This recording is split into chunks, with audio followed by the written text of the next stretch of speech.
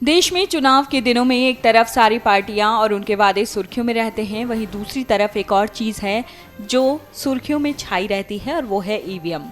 जी हाँ, ईवीएम चुनावों में इस्तेमाल करने वाले इलेक्ट्रॉनिक वोटिंग मशीन है। इसके साथ ही ईवीएम पर हमेशा छेड़छाड़ के आरोप भी लगते रहे हैं, लेकिन आज हम आपको ईवीएम के बारे में वो सब जानकारी बताएंगे जिसे आप जानना चाहते हैं। साथ ही कुछ ऐसे चुनावों के बारे में बताएंगे जहां पर चुनाव और इसके परिणाम तो आ जाते हैं, लेकिन ईवीएम मशीन का इस्तेमाल नहीं होता। आखिर क्या है वजह, आइए बताते हैं। कभी आपने सोचा है कि 2014 के बाद से 4 लोकसभा चुनावों और 127 विधानसभा चुनावों में इस्तेमाल की गई इलेक्ट्रॉनिक वोटिंग मशीन का भारत के राष्ट्रपति, उपराष्ट्रपति, राज्यसभा के सदस्यों और विधान परिषदों के सदस्यों के चुनाव में क्यों इस्तेमाल नहीं होता?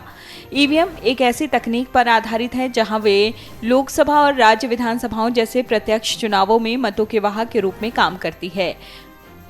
मतदाता अपनी पसंद के उम्मीदवार के नाम के सामने वाले बटन को दबाते हैं और जो सबसे अधिक वोट प्राप्त करता है उसे निर्वाचित घोषित किया जाता है। लेकिन राष्ट्रपति का चुनाव आनुपातिक प्रतिनिधित्व प्रणाली के अनुसार एकल संक्रमणीय मत के माध्यम से होता है।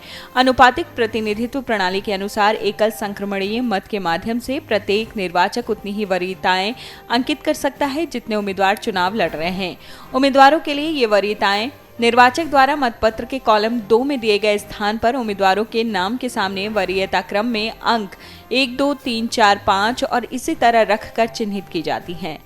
अधिकारियों के मुताबिक ईवीएम को मतदान की इस प्रणाली को दर्ज करने के लिए नहीं बनाया गया है। ईवीएम मतों की वाहक है और आनुपातिक प्रतिनिधित्व प्रणाली के तहत मशीन को वरीयता के आधार पर वोटों की गणना करनी होती है और इसके लिए पूरी तरह से अलग तकनीक की आवश्यकता होगी। दूसरे शब्दों में एक अलग प्रकार की ईवीएम की आवश्यकता होगी। निर्वाचन आयोग की वेबसाइट के अनुसार पहली बार 1977 में निर्वाचन आयोग में विचार के बाद electronics corporation of India limited Hyderabad को इसे डिजाइन और विकसित करने का काम सौंपा गया था।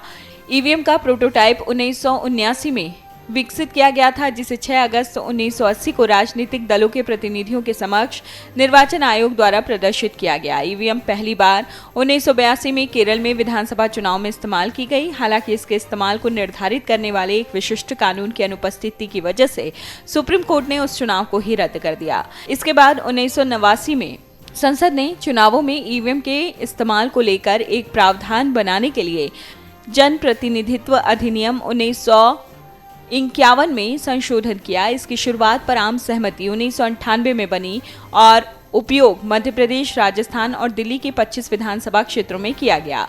मई 2001 में तमिलनाडु, केरल, पुदुचेरी और पश्चिम बंगाल राज्य में हुए विधानसभा चुनावों में सभी विधानसभा क्षेत्रों में ईवीएम का इस्तेमाल किया गया। तब से प्रत्येक राज्य विधानसभा चुनाव के लिए आयोग ने ईवीएम का इस्तेमाल किया है। 2004 के लोकसभा चुनावों में देश के सभी 543 संसदीय क्षेत्रों में 10 लाख से अधिक ईवीएम का इस्तेमाल किया गया था। Video desk अमरुजाला.com। डाउनलोड करें अमर उजाला ऐप और पाएं खबरें लगातार। अगर आप ये वीडियो YouTube पर देख रहे हैं तो हमारे चैनल को सब्सक्राइब करें और बेल आइकन को दबाना ना भूलें। अगर आप Facebook पर ये वीडियो देख रहे हैं तो हमारे पेज को लाइक करें।